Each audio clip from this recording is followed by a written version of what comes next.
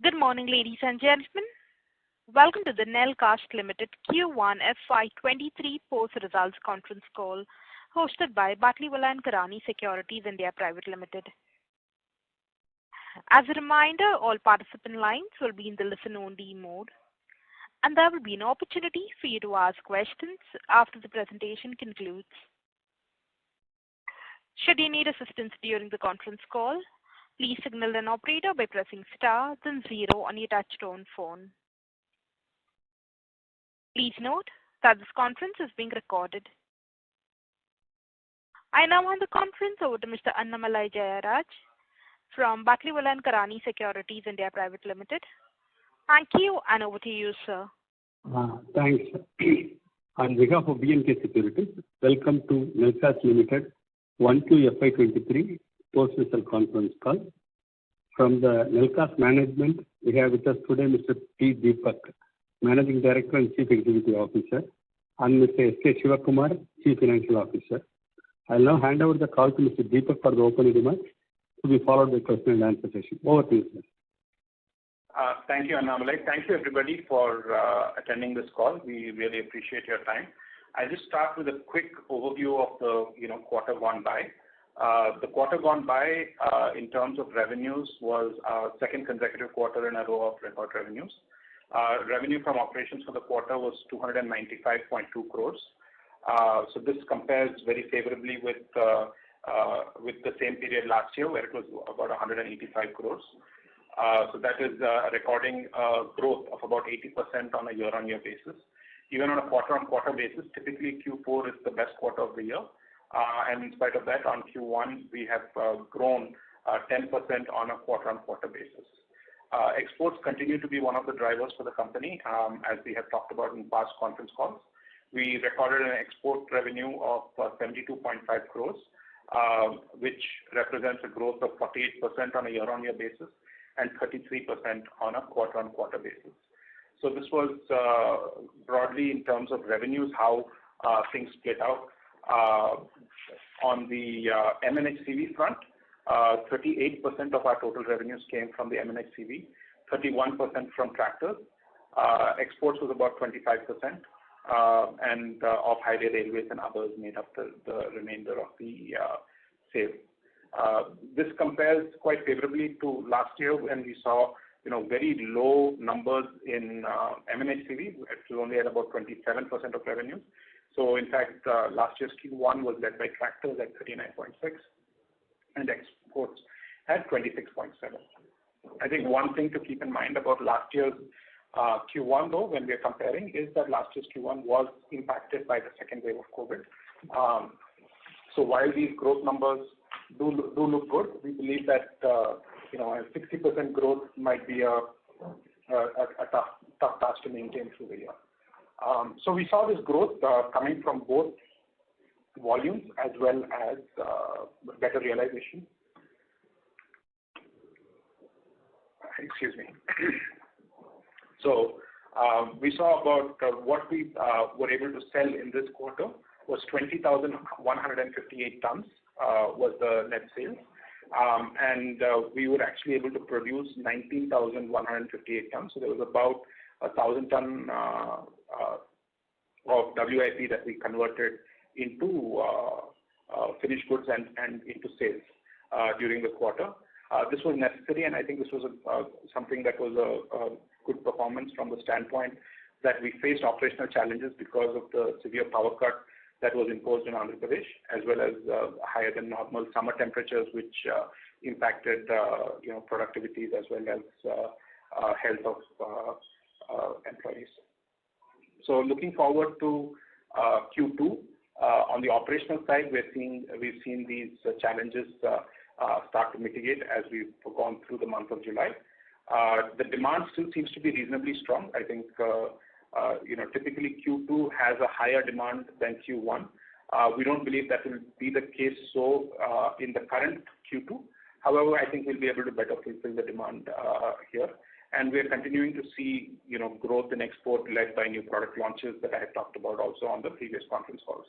So I think this gives us much greater confidence that our performance in Q2 would likely be better than our performance in Q1. On the margins front, our EBITDA, what we were able to achieve was 23.3 crores. So this was achieved through a variety of methods. One was, of course, through the volume increase, which we did see. The second is this continuous increase in raw material prices had been abated since probably mid to late May after a government intervention through the introduction of export duties. So that is a positive trend that whatever we had seen in the first, I would say probably the last 6 quarters of continuous commodity inflation seems to have moderated. And so we were able to only really enjoy the benefit of that for the month of June. So we hope that material costs continue to soften as it seems to be the trend, and we hope that that will continue that way. So with that, we were able to achieve a PAT of about 7.8 crores for the whole quarter. That's briefly, where we are today. I'd like to open it up to any questions that any of you might have. Thank you. Ladies and gentlemen, we will now begin with the question and answer session. Anyone wishing to ask a question may please press star and 1 on your touchtone telephone. If you wish to remove yourself from the question queue, you may press star and 2. Participants are requested to use handsets while asking a question. Ladies and gentlemen, we will wait for a moment while the question queue assembles.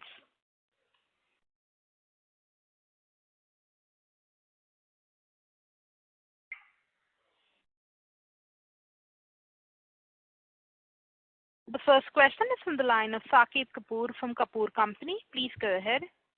Yeah, namaskar, sir, and thank you for this opportunity, and congratulations, sir. Firstly, on walking the talk, which the things which you were explaining to us over the previous calls are now bearing the fruits, and those are visible in the numbers. So, firstly, a small understanding. You did mention that the growth of year on year is non-comparable, and it will not be repeated. That is the only point you are trying to say. And Q2 looks better in terms of the deliverable schedule as well as the margin profile. Correct? My understanding is correct, sir? So I think, while we do expect strong growth to happen this year, I think 60% does seem to be, much more challenging because of the challenges what we had faced in last year's first quarter because of the COVID second wave.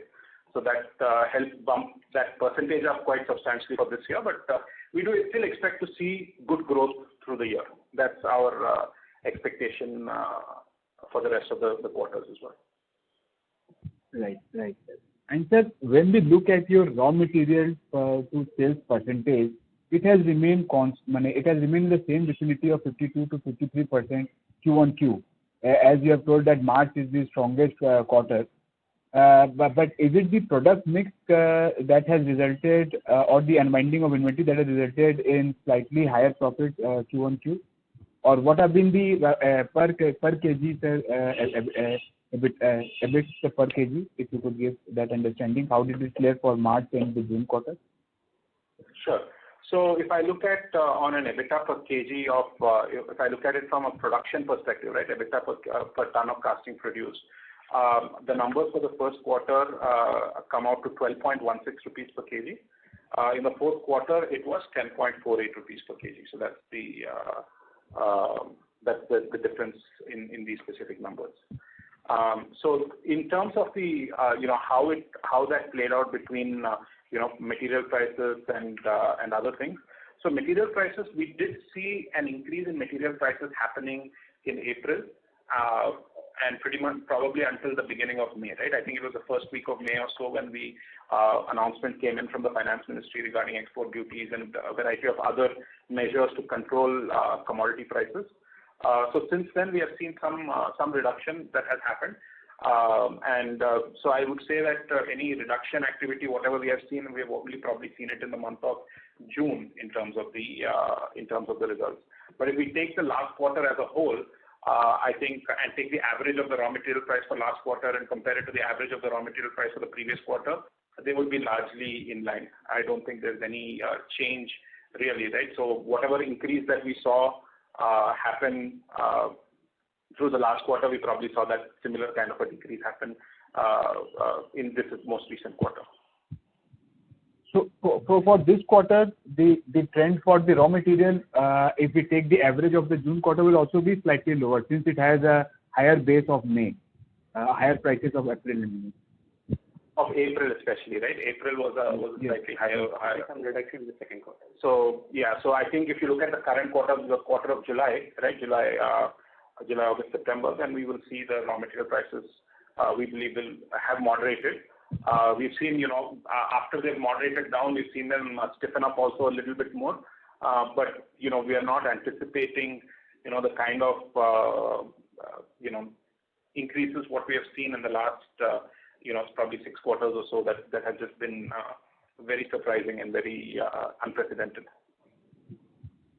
So on the base for the coming quarter, this 12 rupees 16 paisa, there's a likelihood of further improvement, or is it more likely to maintain these numbers going forward?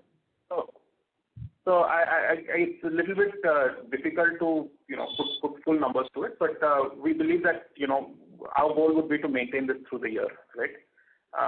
So perhaps again depending on how raw material movement goes, maybe some quarters might be higher and some lower, but I think for the year as a whole, I think we feel that it would be a good target to maintain this for the year, right? And I think that's the number that we had been talking about as kind of more of a short to medium term target.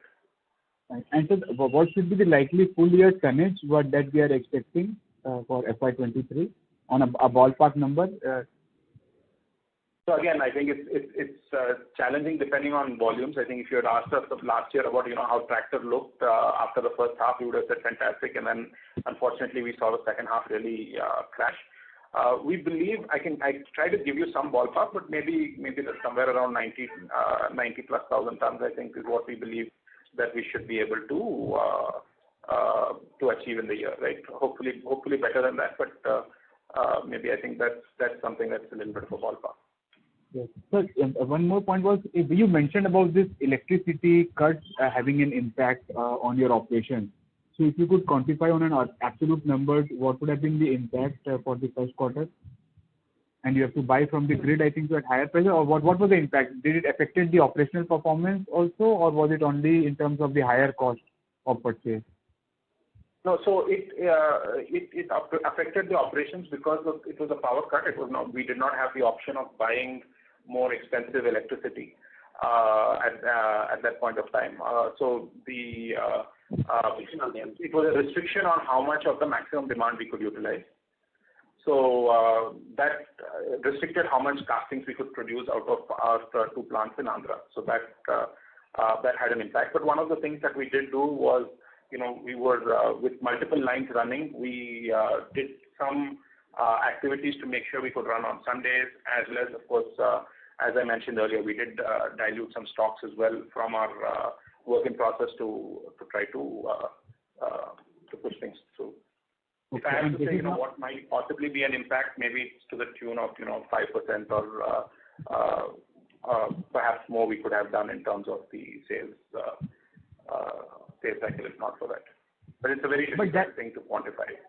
Yes, but that is deferred only, sir. We will be able to make up for the same going ahead. And the situation has normalized now, and all the factors that affected this cut still may again crop up going again, or now monsoon in the annual things look very different now. So yeah, so whatever were the challenges and the cuts, I think were related primarily to coal availability of coal, price of coal, variety of things. I think the necessary steps have been taken to ensure that is not repeated. We will have to see whether next summer, due to the intense summer heat, whether the demand might shoot up even more and create some issues. But we are already preparing for next year's summer, so that even if something like this happens, our impact will be minimal.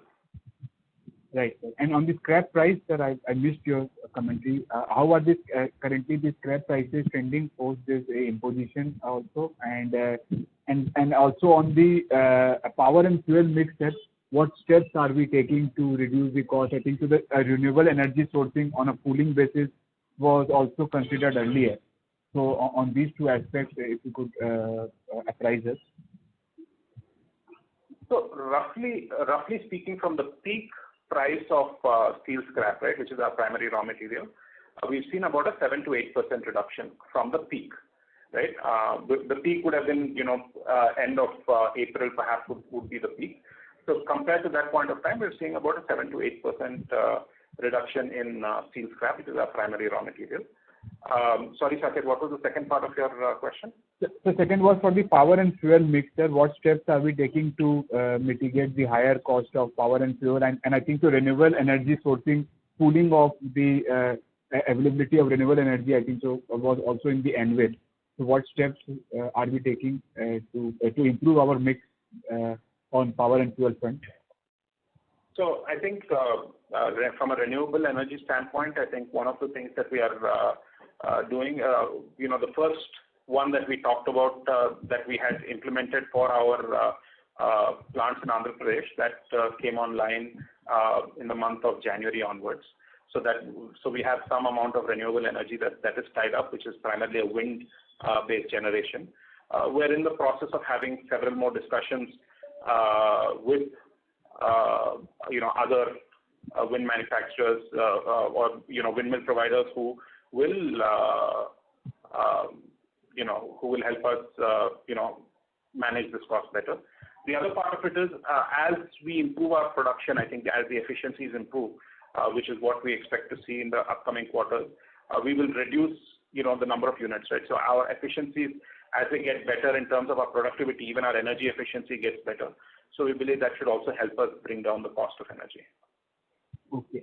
And anything on the anvil for the land which we hold in our subsidiary, wherein we will be looking for any solar installation or a monetization of the land? Any steps we have we look going forward? The update is largely in line with what we have talked about last time, right? So I think we are evaluating all the options, including evaluating if there's a good buyer available who would be interested in that asset. And similarly, we are also evaluating whether a small solar unit is something that would be beneficial for us. So we're looking at a variety of options, but I think the update is largely in line with whatever was there last quarter. Sir, so do we have any proposal as of now? Do we have any proposal or an offer from any of the parties who are intending to set up or to provide us a payout for the land, or are we still evaluating? Because that would make a difference. Whether proposals are there and you are evaluating the proposals, or you are evaluating the situation of what would be the best step to go ahead. So I think we're evaluating, I would say, probably somewhere in between the 2 points what you're making. We are evaluating certain proposals, that would look at it as a group captive under a group basis.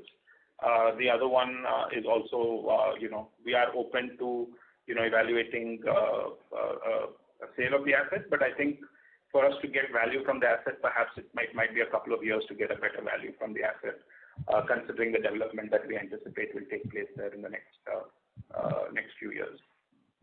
Yeah. Thank you, sir. And Shiva sir, if you could give me just the net debt levels and how have the cash flow been for this quarter, whether there is an increase in the inventory and the inventory, I think it is diluted. How have the cash flow fared for this quarter, and what the net debt levels are? The net debt is about 220 crores as on 30th June 2022. So on the working capital cycle, yes, we are expecting the receivable side, because the more and more export we do, automatically that the receivable period also will go up. But anyway, we are managing better to improve the receivable cycle. Okay. What's the receivable number, sir? Any ballpark number you can share for? Right now our net receivable cycle is about 60 to 65 days. 60 to 65 days for the whole entity, domestic and export. Yes, yeah, total. Right, sir. Right. And Deepak sir, for the MHCV segment, I think so you very categorically mentioned that how we opened the last year with tractor, and you guiding us that quarter one would be heavy from the tractor side, and that is very much evident in your revenue mix. So going ahead, how is the CV cycle going to play out? And also for the export front, if I'm not wrong, I think so you spoke about some order from the FedEx part also, wherein they were looking for some EV operated buses. Therein we will be providing some Excel. Correct me there. I'm just having a faint idea of what you spoke earlier in a call. So just correct me there. And what is the update on the same? What is the size of opportunity on these buses? I think so. Solar run or EV run. So if you could throw some more light on this. So on the EV products, yes, Saket. We have a couple of products that we have been awarded. So the end customer for this is General Motors, and they've made, they've got a large order from FedEx for these vehicles. So these are delivery vans, not buses. Specifically delivery vans for delivering packages and things like that. So that seems to be coming along. We have our first product will go into production in the next couple of months here, and we have one more product that will go into production perhaps another 6 to 8 months down the road. So we have a couple of products that are lined up for launch that will go into the electric vehicle, and more specifically the EV, the vans, the delivery vans, which seem to be make a lot of sense to convert to electrification, right? Because a lot of these vans, there's a central place that they will always come back to at the end of the shift or the end of the day. There's a certain radius that they cover. So it seems to be a very good fit for electrification. And there seems to be very strong demand from what my understanding, what I read in the news, that this particular vehicle that GM is going to start producing at their plant in Canada from January. They've already sold out their entire 2023 production to various customers. So they don't have any production slots left in 2023. So that's indicative also of very, very strong demand for that particular product. So we hope that will continue. We will, it's, I think, our first big step into components for the EV segment. So, but what would be the casting requirement? Yeah, I'll come in the queue, ma'am. Yeah, I'll come in the queue, and thank you for this extended opportunity also. I'll come in the queue for the follow-up. Thank you. Thank you. Participants, if you wish to ask a question, you may please press star in 1. The next question is on the line of Dhiral from Phillip Capital. Please go ahead. Yeah, good morning, sir, and congratulations for the good set of numbers. So we are seeing, energy crisis in Europe and other regions. So do we foresee any shift of casting business, to Indian players like us? Yeah, I do believe. I think there's two parts, right? I think one is, what people believe might be temporary, right, which is a substantial increase, and the second is what will be more permanent, right? Yes. So I think the temporary increase is significant, extremely significant, right? I think energy costs in Europe have probably surged, 3 or 4 times compared to, the compared to, let's say, whether you call it pre-COVID levels or whether you call it, pre-war, Ukraine war levels, right? So compared to that, probably 3 to 4 times the energy cost has gone up. The question that people are trying to figure out and answer is, once things stabilize, which we don't know when it's going to be, but once things stabilize, but I think everybody's pretty clear that there is likely to be, even if it's not 3 or 4 times, it's likely to be a 30 or 40% increase in energy costs in kind of the permanent stage if Europe wants to get away from Russian gas. Right? So I think that is something that, in my view, in the next 3 to 4 years or 5 years, will drive a good amount of revenues for us coming from Europe. I believe that there's a lot of potential there, and I think in the next few years we will see that potential to also start to translate into numbers. So do you feel this is a long-term opportunity for us, right? Certainly. I believe the energy costs going up in Europe is a good long-term opportunity for us. Europe, to be honest, was also a lot more competitive in terms of pricing for castings in compared to North America. So now I think this is going to eat away on that competitiveness that was there previously. Okay. And so what was the utilization of the incremental capex that we have done in September 2020, the utilization of that plant? Unfortunately, because of the power cut that impacted that plant as well, I think we were trending towards 25% is what we would have expected it to have been. Unfortunately, because of the power cuts and all of that, we were only able to achieve about, I think it was 15%, if I recall. If I correctly, let me just see if I can pull up the numbers. Yeah, about approximately 15% or so was our capacity utilization. We would have hoped to have had that closer to 25, but I think some of the power cut issues prevented us from being able to do that. And so have we launched any new product as we are planning to launch 3 new products in FY23? So have we launched any new product till date? Yeah, we've launched some of the new products that go into the export market. Domestic market, of course, there's a lot of new products also that we are in the process that we are launching, but some of them will obsolete the old products as well. But in terms of the export, yes, I think one of the products that we are supplying that will go to the class 8 trucks in North America that has already been launched. With some customers, there's been some increase in share of business, and therefore the numbers what we have seen for the quarter of 72.5 crores or so of export has come from that. Some more products are yet to be launched. They will be launched over the next 2 quarters. So we will see, I think, continuous growth in exports going forward in the upcoming quarters as well. Sir, if you can repeat, what was the amount registered in the export market from the new product? I missed that figure. Sorry, Viral, can you repeat your question? So what was the amount that you have booked from the new product in the export market? You just said it, I missed the number. I unfortunately don't have that specific number with me, but I would say, from the new products, it is, maybe something in the tune of about 10 crores or so will probably be coming from the new products. And some amount came from increase in volumes on existing products also. But I don't have the exact data with me. I'm just estimating that it would be roughly about, maybe 7 to 10% of our export sales came from new products. Okay.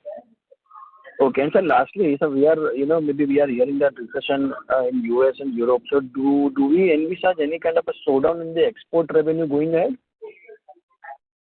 So I think, so we've got enough, new products that we will bring on and that we will launch.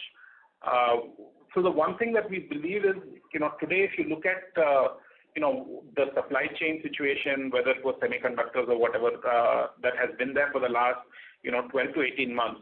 One of the things that's happened is there's a significant backlog of orders that has been built in the system. So we don't anticipate any kind of a slowdown in demand, perhaps for the next, 12 months or so. And I think perhaps even into all of 2023. Beyond that, we can't really see the picture whether it will, exactly how it will be. Even the top economists seem to be divided on the recession and how severe and all of that. But what we can see right now is perhaps for the next year, and the numbers seem to be quite strong.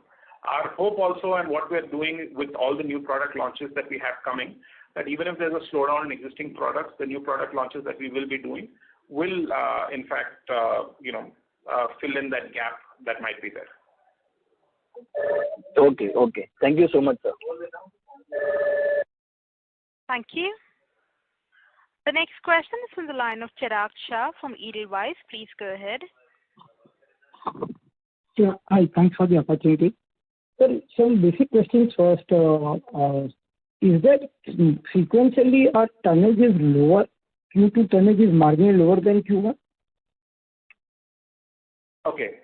So on a sequential basis, I'll actually give you from a production standpoint, yes, it was sequentially, it was a little bit lower, and as I mentioned, that was because of the power cuts. But actually on a sales number, sequentially we are higher. So our sales tonnage for the fourth quarter was 19,389, and for this first quarter was 20,158. Okay. So the second question is, sorry, go ahead, Chirag. So the second question was, how much of this steel scrap pricing benefit will be retained by us, because we will have a pass-through arrangement with the OEM, right? Yes. So is there is still a way to know that we can retain some of those benefits? So the pass-through that we have with the OEMs is, based on a quarterly average formula is typically how we pass it through on the increases or decreases. So, there is a lag effect that is there that we will, get to at least temporarily benefit from if there is hopefully continuous reduction of raw material prices. Okay. Okay. So, but I presume if they have not given you a complete pass-through, so you could at least ask them to, the initial benefits could be retained by you. Is that the way of looking at it, and then the normalization process starts? Yeah. So whatever is the reduction that actually if you look at the way that Q1 worked out, we saw increase in raw material prices in April and pretty much till the first week of May, and then we started to see some reduction, right? So if you look at it as an average, there was not significant difference between the average of Q1 and the previous Q4. We believe Q2 will be at a lower level, so there will be some lag that will be there in the pass-through. I think the challenge in trying to renegotiate all of these is that you never know which direction it will go in, right? So if you try to gain something for a benefit right now, it might hurt you in a different way in the future. So I think we prefer to try to stick to the established norms as much as possible unless there is something really, some existential crisis that comes out.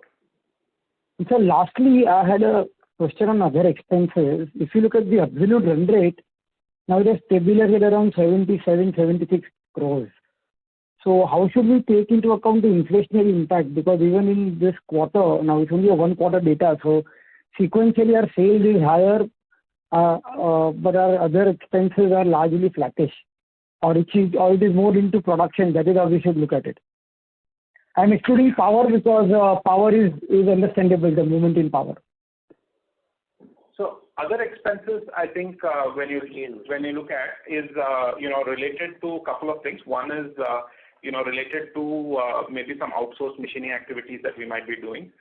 The other part of it would be other parts that are of the work that are contracted out, and one such activity is settling, right? So there are certain parts of activities that are done by our subcontractors on a job work basis for us. So this is what is coming there. So I would expect that to be largely in line with the tonnage. In case our machining quantity goes up substantially, which it might, as we supply more and more machine products, and all of our exports are going in machine condition.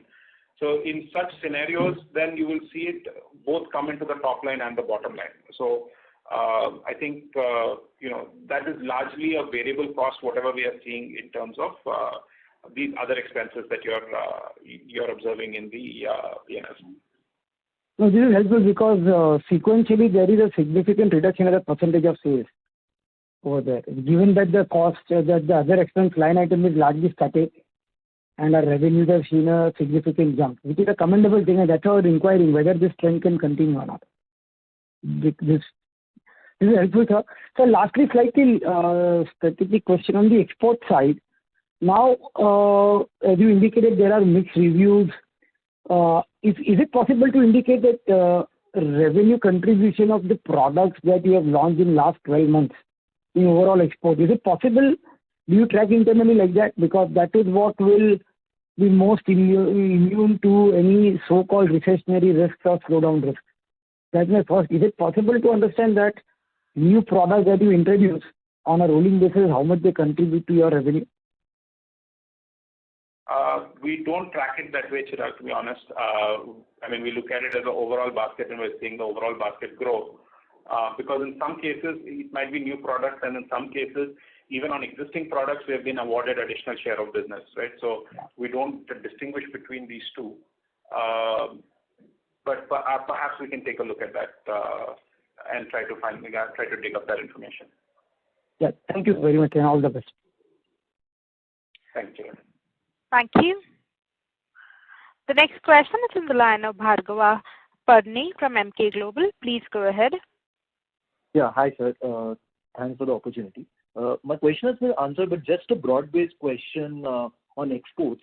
So just wanted to know, you have told that for the next 12 months, your order book for Europe exports, everything is good. But just on the recession thing and all the order backlogs that have been decreasing in Europe, how do you see those risks going forward, given that your exports is a major share of your revenue?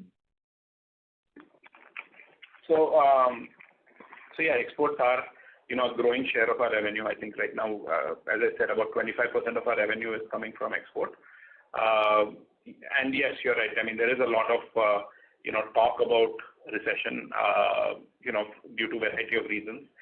Different economists have different views on whether they believe the recession is going to be short and soft or a hard-hitting recession. I think in general, the consensus seems to be that Europe will be hit more severely by the recession, mainly because of the impact of the current state of relationship with Russia, and the sanctions seem to be hitting them as hard as they're hitting Russia, or perhaps even more so with what how Russia is controlling the gas flow into Europe, right?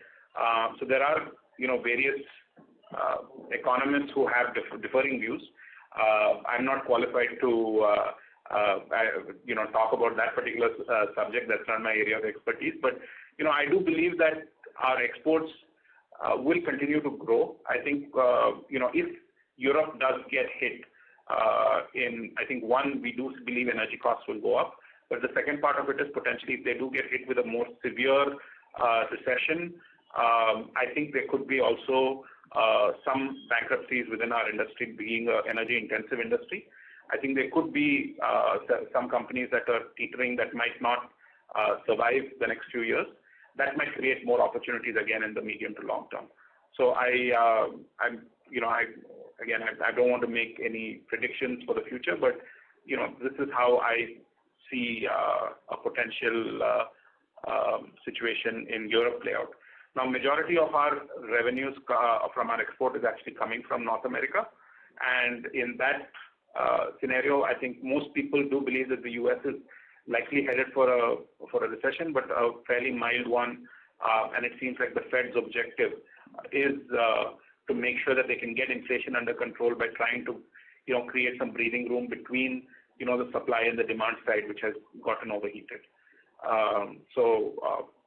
Again, I don't know how severe it might be, but I think we would be in a reasonably good position to handle it. And I think the auto industry specifically, whether it's commercial vehicles or passenger cars, with the backlog of orders, hopefully, by the time that the economy is recovering from recession, the backlog is cleared out and, the situation normalizes. So I think I have more hope and positivity message than I do in terms of having a very clear picture of what might likely happen.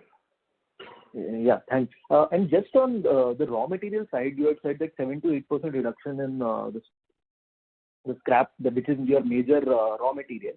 Just any other raw materials that you are seeing an increase of yours, or all your raw materials have seen a decrease? Can you just throw some light on that? I think other like I said, steel scrap is between 7 and 8% what we've seen the decrease. Most of the other raw materials, I think there's two things, right? One is they only form a small percentage of our utilization. The biggest chunk is coming from here. The other part of it is we're seeing some small reduction even in other alloys, right? So, but again, I think in the overall picture and what we have as a formula with the customers, many of these are already, part of that same, pass-through formula that are there. Right. So most of the hit has been taken in Q1, or do I see a lot of hit coming in Q2 also? No, I don't see that there'll be any hit in Q2. Okay. And in Q1 also, honestly, we didn't really have much of a hit. Like I said, we had a hit in April and we had a benefit in June. So more or less it cancelled out, I would say, maybe a marginal benefit that we may have gotten in Q1. But Q2, we don't see any hit, right? We see potentially, if there is that lag in pass-through, perhaps there is some upside that might be there in Q2 temporarily. Thank you for the opportunity. Thank you. That's it. Thank you. Thank you. The next question is from the line of Amay from Banyan Capital. Please go ahead. Yeah. Hi, sir. Just a couple of questions from my side. So, you mentioned that you have a strong visibility for a strong demand for at least this year, and now that all the three engines are fired up in terms of MHCV, exports, and tractors. So, how do you see your volumes ramping up over the next 3 quarters? So I think we do believe that we see, growth in this quarter in terms of volumes, right? I think on a, perhaps sequential basis, we would expect to see perhaps, at least a 10% growth in terms of volumes on a sequential basis. And, that's what I see right now. While we expect, overall, I think I'd already mentioned when Saket had asked the question, that I think we should be doing perhaps something around 90,000 tons or so for the whole year, right? Perhaps a little bit more if all goes well. I think there are a few variables and X factors that we need to understand. I think the challenge that seems to be a little uncertain. There seem to be a lot of positive signs. Production numbers for tractors are good. But I think the only thing giving us a little bit of caution about tractors is, what happened last year, where everything looked good for the first half and then just collapsed in the second half. We don't anticipate that will happen this time around, but it makes us a little cautious in trying to be very aggressive with the numbers that we're putting out to you. So, but we do believe that this will be a pretty good year, and I think certainly this upcoming quarter we do believe, or the current quarter that we're currently in July, August, September, is something that we believe will be a quarter that will keep the trend going in the right direction of increased production. Okay. So basically sequential increase approximately of 10% for the next 3 quarters. That is what I would say at least, certainly for this quarter we are seeing that sequential, we believe that we should get at least a 10% sequential on this quarter. I think next quarter we'll have to see how, depending on how the tractor industry turns out. But our goal, as I said, I think we should be, if we continue along that path, 90,000 tons this year would certainly be something that we believe that we should be able to exceed. Okay, great. So in terms of tractors, how many months or quarters visibility do you have currently? Sorry, can you repeat the question? I didn't understand. So, in terms of the tractor demand, what is the visibility that you have? How many months or quarters? So, what we are seeing is in the current quarter, we see very good strength. I think we will see growth in the tractor segment also, which is typical. This is the peak from a seasonality standpoint. This is the peak seasonality up till perhaps the end of October or so will be the peak seasonality for tractor. So we are seeing very good visibility up until then. I think November onwards we don't really have too many projections on what is anticipated. And to be honest, I don't even think the OEMs really fully understand what will happen post-November. But up until September, there is very strong projections and numbers that we are being guided to by our customers. Okay, got it. Sir, if I heard it correctly, so your volume impact was to the tune of 5% due to the power issues in Andhra Pradesh, right? So basically 1,000 odd tons you lost because of the power issue. Yeah. Okay. Sir, in terms of EBITDA per kg, 12.2 for this quarter comes on the production basis, basically. So, sir, shouldn't we calculate that on the basis of sales volume instead of production volume? So I think the reason why we typically do it on production volume also is because of, typically in terms of how the costing works, the fixed cost gets spread over the, production volume, right? So that's typically why we've done it that way in the past. And I think that's why we continue to do it that way.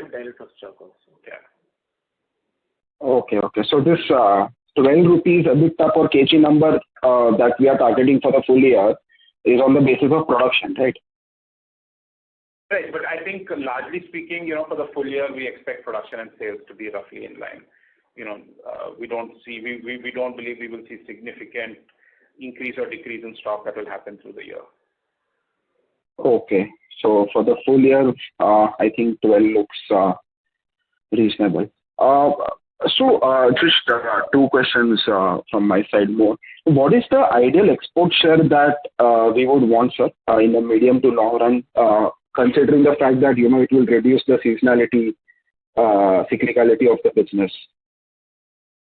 So I think a number of 30 to 35% is something that which is roughly a third, right? So I think that's something that we would feel very very comfortable with.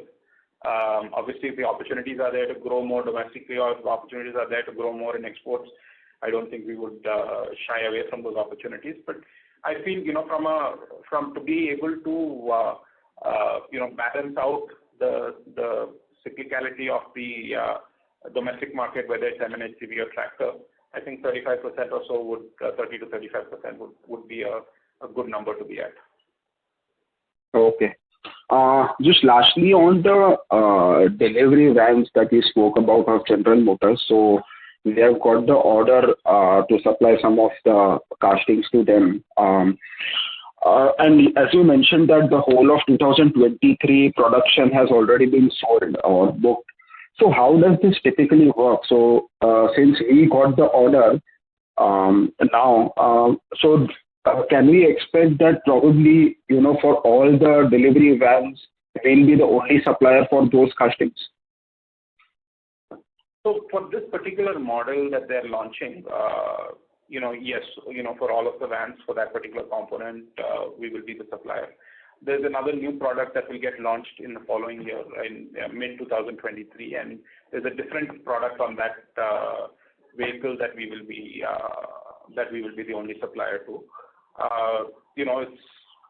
That's pretty much all the visibility that we have today, but on these numbers. But it looks to be make a lot of sense for the guys who are doing delivery within a certain radius to move it to electric, and these vehicles seem to be in quite good demand.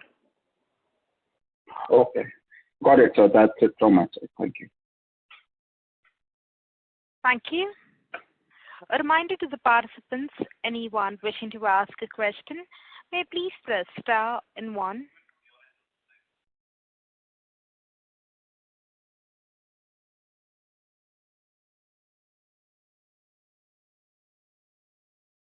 Participants, if you wish to ask a question, you may please press star and 1.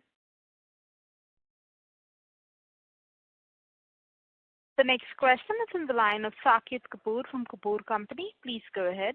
Yes, sir. Thank you for the follow-up. Sir, regarding these buses, what kind of casting requirement will be there per vehicle in kg terms?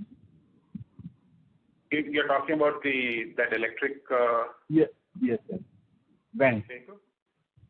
So the electric van right now, for the model that we're talking about, that will be launched in the next month or so, it's about a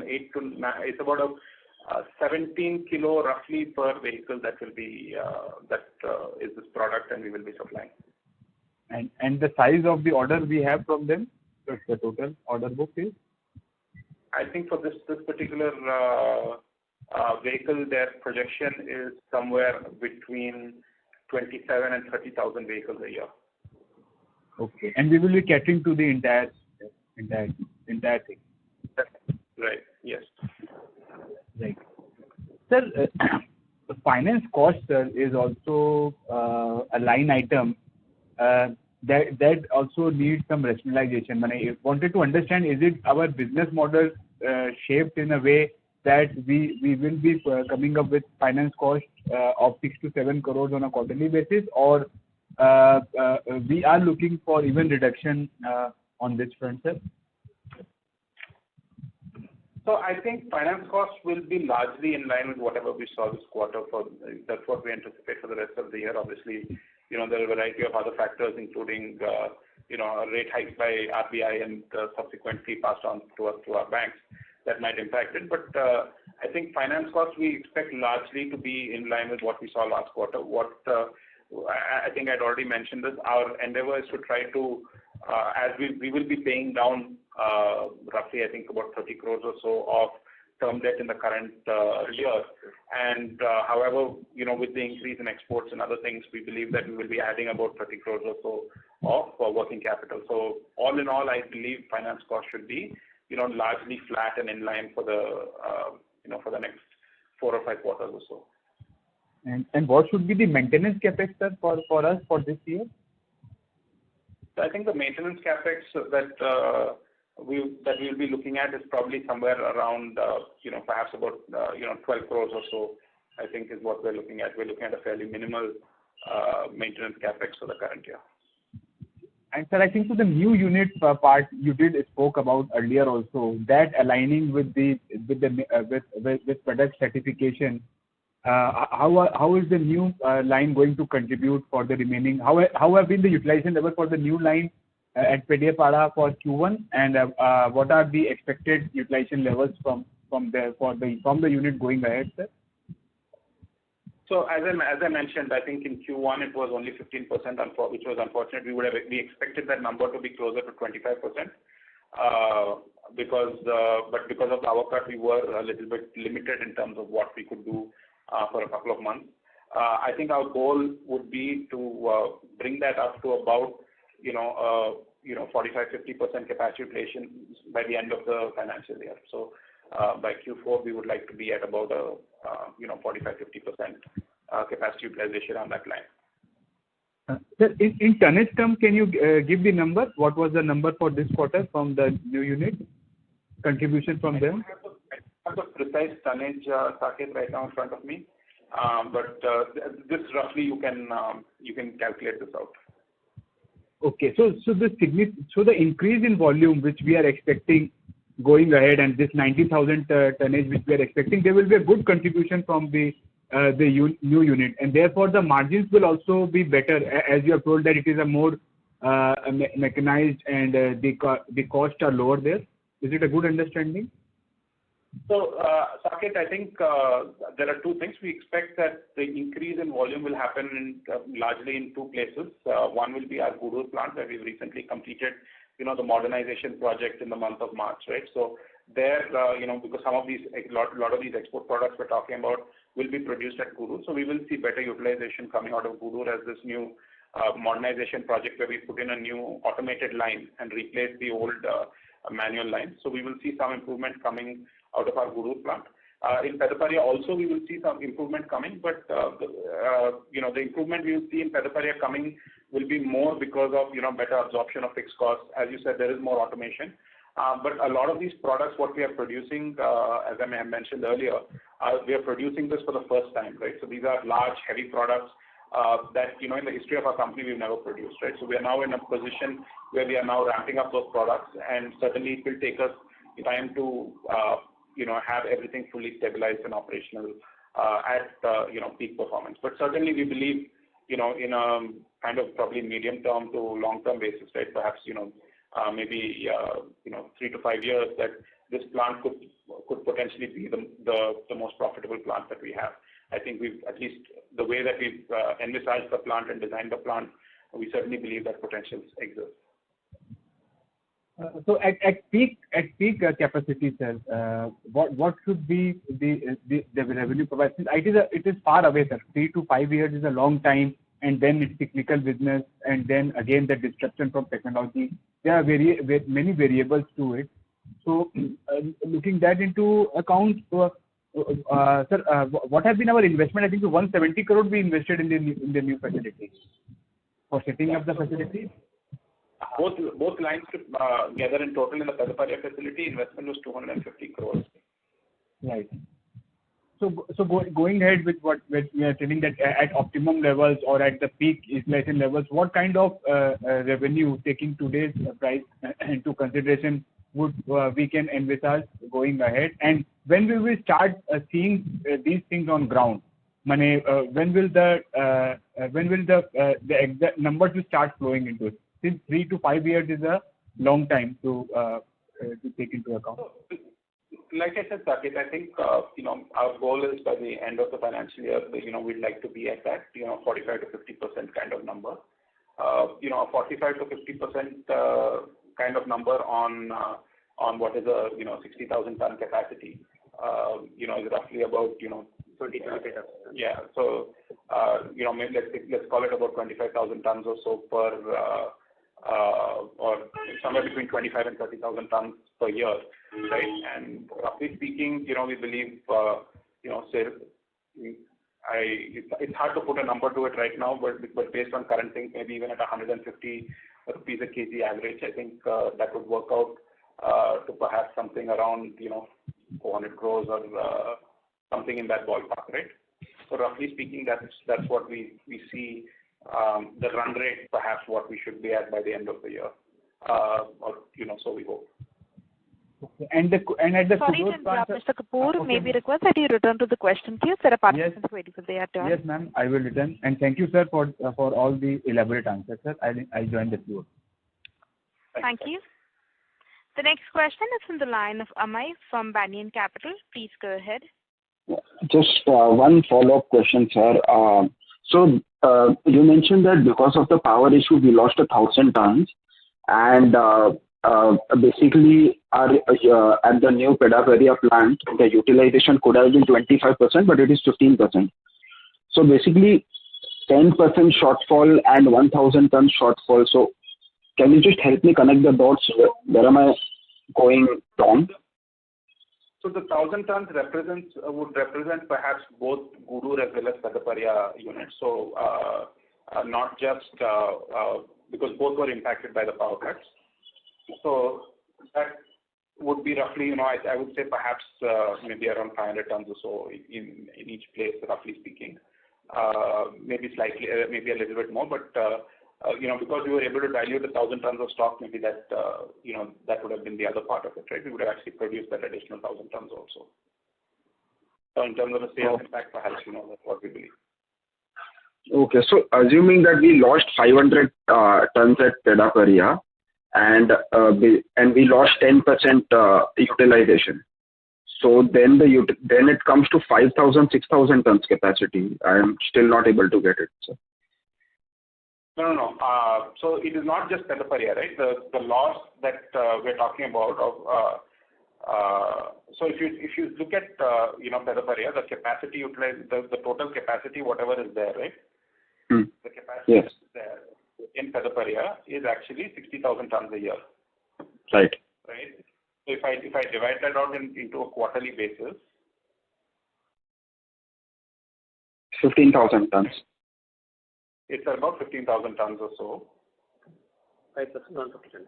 So Yeah, got it, sir. 750 tons, right, approximately. Got it. Thank you, sir. Thanks so much. Thank you. Ladies and gentlemen, due to time constraint, that was our last question. I now hand the conference over to the management for their closing comments. Thank you, everyone. I think we closed the books on Q1. We're quite optimistic and really looking forward to what Q2 holds. I think a lot of the things that we've been talking about for the last few years and working on seem to be coming to fruition, and so we're excited to continue on this journey. We really appreciate your time to get to know us, as well as ask the questions, which clearly show that you've been tracking us very closely and following us. We really appreciate that, and we look forward to continuing the conversation next quarter. Over to you, Annamalai. Thank you. Thank you. Ladies and gentlemen, on behalf of Batliwala and Karani Securities India Private Limited, that concludes this conference call. We thank you for joining us, and you may now disconnect your lines. Thank you.